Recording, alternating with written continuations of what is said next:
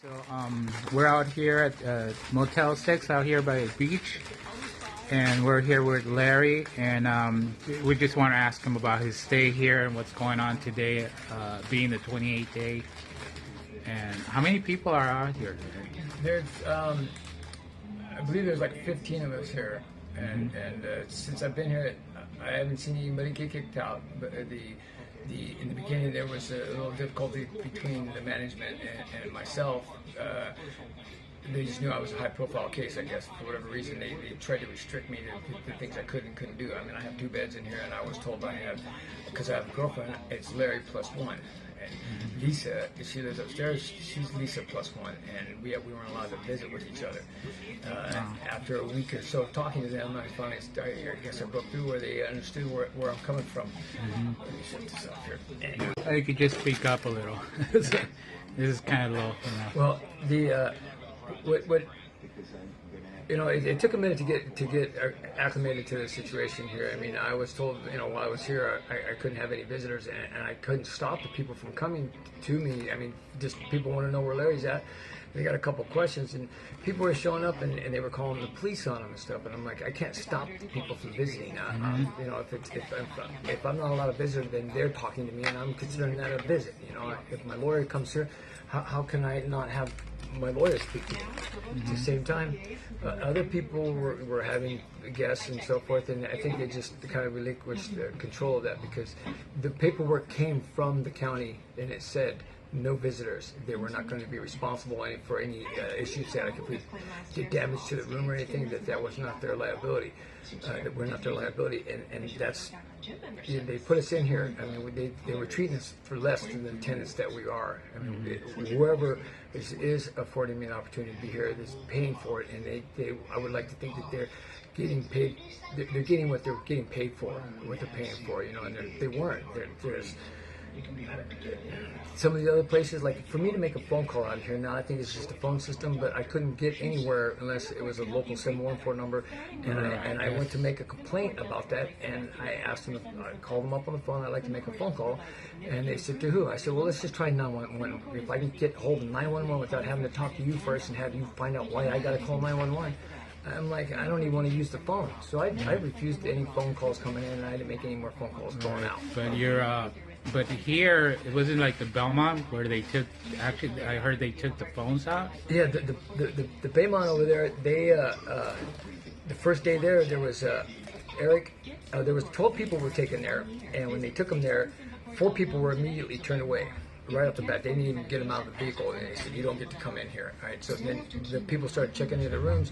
Eric has a disability. He goes into his room, and they're taking everything out of the room. They took the shower curtains out of there. They took the toilet paper holder rack out of there. The towels, everything. They took the TVs. They took the phones out of every room. And the tenants that were checking in, they're like, wait a second, where's the TV going? Why don't we get a TV? And then all of a sudden they get a scenario that happens where somebody finds out where the TVs were stored, the doors unlocked, and people start putting TVs back in the rooms, and 5 of those people got arrested. Wow. And they were charged with theft for stealing something that never left the building. So they were going to put them in the room. Yeah, I mean, they were told that they would be getting them back. Now, over there was different circumstances, because the owner made an agreement with somebody where he leased that place out for 6 months at $1.6 million. That's an incredible amount of money for that short period of time, and I understand they've got the whole building. There's 32 or 36 rooms per floor. There's 3 floors, and it's nothing but mental health, behavioral health people over there. That's how the title is. It's a mental health building, and it's a shelter. It's no longer a hotel. They've turned it into a shelter by taking the phones out. They had to hire a security guard that is supposed to be just sitting down there to make sure that the building is secure or safe, make sure that nobody's partying in the parking lot, and make sure the building's not on fire. Since then, a couple of security guards have got themselves way over their head because they're putting their hands on the tenants that are in there. Regardless of what the tenants are doing, short of them burning the building down or anything like that, they're their own people. They're going to do what they want to do. And if somebody decides to gather in the hallway, well, you can't tell them that they all got to leave and they're going to kick them out. And it's what they were doing. Yeah, you got to treat it as a hotel, not as a shelter. Yeah, and the security guards aren't part of our crew at all. I mean, they're a private security company that I think was hired on by the owner of the building, and one of them is his brother or something like that. He was the one that was the most problematic because he wanted to strong arm these people, and you can't strong arm the people that are already strong enough to tell you to get the hell out of here. Right. And when he put his hands, I saw him put his hands on one of the other guys. Youngster guy, I was stunned. I'm like, there was like 20 people in the hallway, and this guy's about to get mugged. And I'm like, dude, if you don't stop right now, you get your hands off these people, you're going to get in serious trouble. And next thing I know, the police show up and they take a report. Well, that's this here, you know, the management, they earned my respect, and I earned theirs, I guess, because they left me alone. But at the same time, you know, I've never looked over my shoulder so much in my life as I have here, because I'm afraid I'm going to do something wrong and I'm going to get booted out. And for people to get kicked off of the program because they're getting kicked out of a hotel, there's a problem there. They're still homeless. And that's what this is all about. It's not about whether these people have mental health, behavioral health issues, the drug addicts, whatever they are. They're the same people they're going to be when they move into a place, right? And it's all about the homeless from the Santa Ana Riverbed. It doesn't say anything about this druggie or this felon or whoever it is. It's all about being homeless. And I'm a homeless veteran, and I'm sitting there going, where's my opportunities? I mean, I've tried to avoid even being homeless, and I went to the VA. When I went to the VA, first off, they offered me a retired fort over in Long Beach that was unacceptable as far as I was concerned. I brought my mom in there to make sure that I wasn't delusional in what I'm thinking. And I didn't see myself living there because it looked a little bit too much Animal House and a little too much military stuff going on. I mean, they have Brevely and taps for the evening, you know, and I don't need to be near that. I mean, I respected my honorable discharge from the military, and I kicked ass in it, you know, and now I get hurt. And I tried my best to go through the VA. I didn't qualify for it because I wasn't homeless long enough at the time. I just needed housing temporarily, and I couldn't get it. So I go to the VOA, and I talked to them twice. I went through their process of getting the paperwork filed.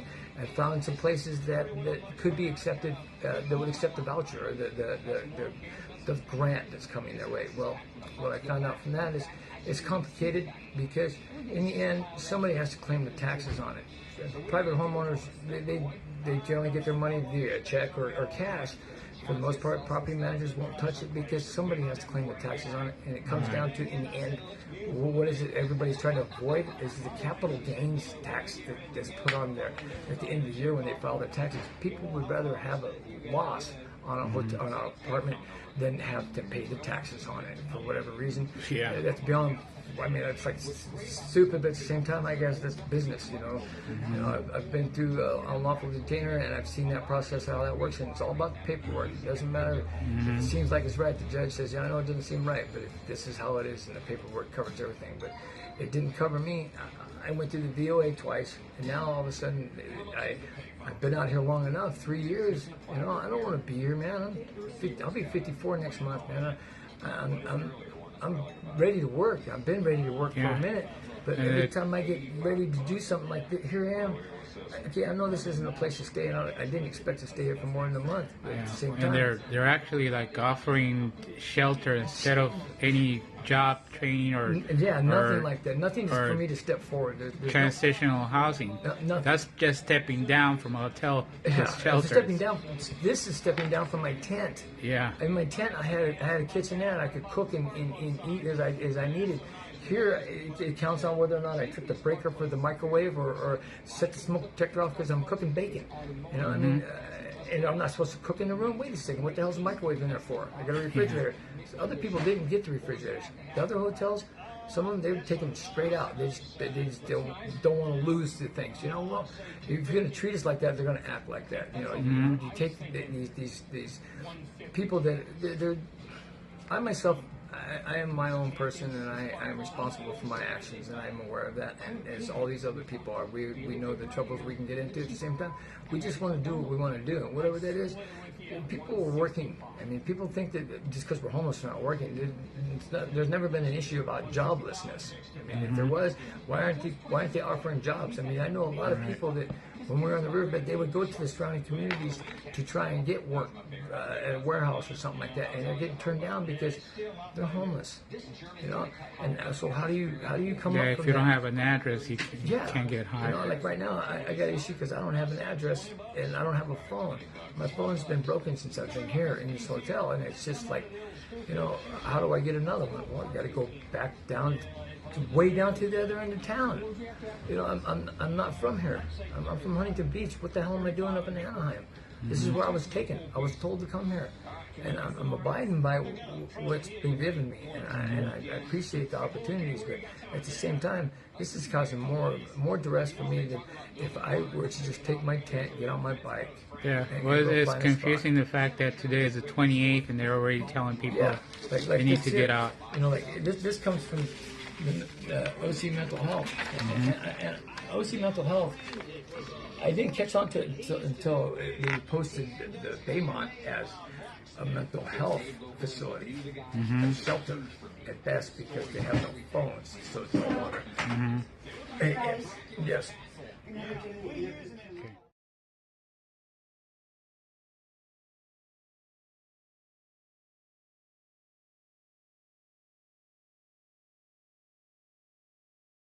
Okay. Can I help you? Well, I just came to see some friends here, so why am I being stopped at this point? This is private property. This is private, I thought it was... Don't record. All right, I will record you, but...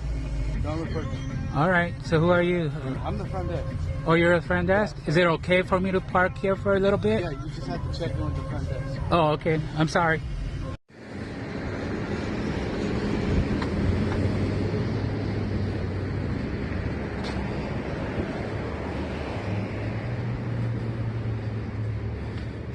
So we're here at Baymont. Seems that the sheriffs are here.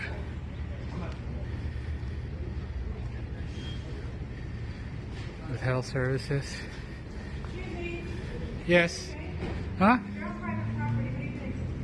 Private property? Yeah, we're private property. What do you do? Filming. I need The sheriff. Sir? Well, I could get back over here. No. I need you to erase that. Okay, we're at Stony Brooks Drive and Beach.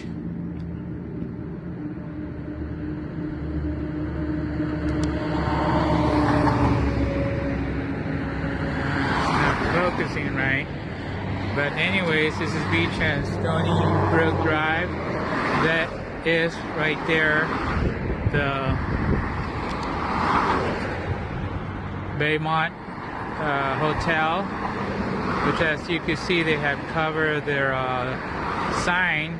That's where they have a lot of people from the riverbed, and as you can see, there's no problem out here. It's quiet. Nobody, you know, going around or anything. There's no trash. Actually, they keep it clean out here. I can't get through this light. It seems like it's taking forever to turn.